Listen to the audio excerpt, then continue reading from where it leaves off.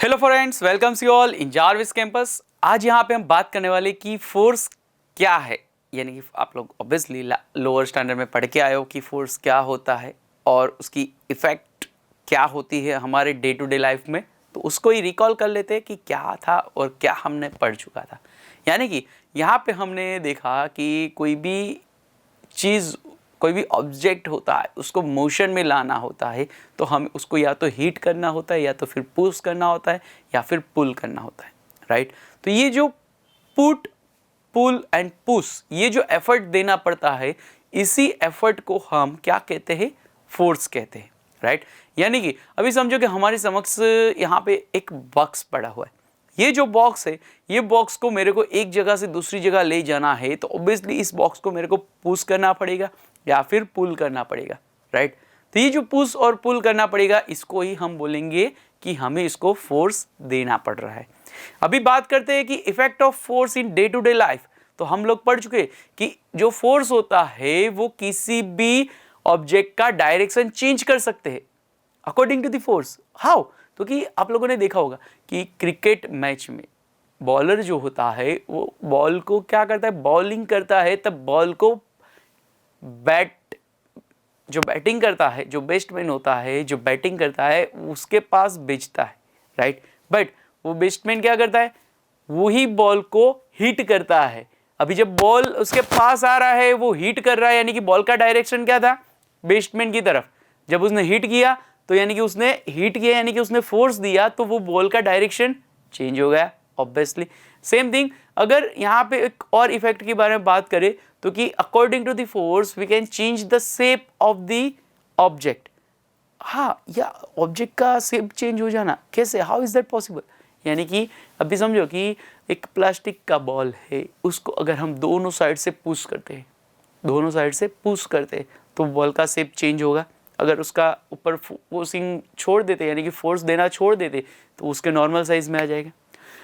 Plastic के ball को नहीं ध्यान में देते तो स्प्रिंग सबसे बेस्ट एग्जांपल है। स्प्रिंग जो होती है उसको हम जितना पुश करेंगे वो उतना दबती जाएगी। बट आफ्टर सम टाइम जब उसको हम पुश करना छोड़ देते तो स्प्रिंग एज इट इज उसके रेगुलर जो फॉर्म होता है, रेगुलर जो शेप था, उसी शेप में आ जाएगी, राइट। यानी कि according to the force we can change the shape of the object.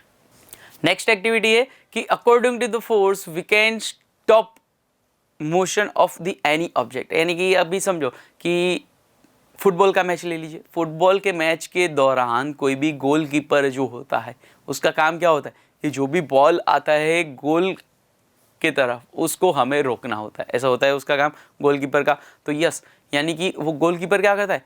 Motion में जो बॉल होगा उसको ही वो क्या करता है? स्टॉप करता है। यानी कि according to the force we can stop motion of any object, और according to the force we can change the speed of any object. यानी कि अगर समझो कि कोई बॉल को पुश करता है, यानी कि कोई बॉल को थ्रो करता है, वो थ्रो करके वो बॉल जो धीरे धीरे चल रहा होता है उसको और ज़्यादा हिट करो पीछे से, तो वो बॉल क्या हो जाएगा?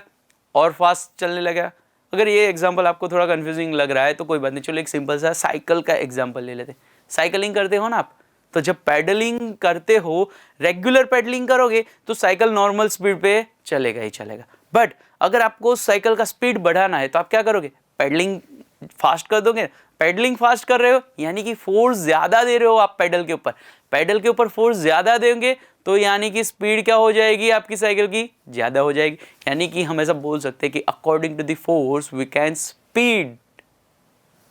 Speed up any of object, right. यानी कि यहाँ पे अभी हमने पढ़ लिया कि फोर्स क्या होता है और फोर्स के अकॉर्डिंग उसकी जो इफेक्ट होती है हमारे डे टू डे लाइफ में वो क्या होती है। अभी हम यहाँ पे बात करने वाले कि ये जो फोर्स है उसके टाइप्स, फोर्स के टाइप्स के बारे में बात करने वाले, याद कीजिए आप, राइट। तो ये जो टाइप्स क्या होते हैं और क्या होगे, तो ये जो टाइप्स क्या होगे और कैसे होगे वो जानने के लिए जुड़े रहे हमारे साथ। Thank you.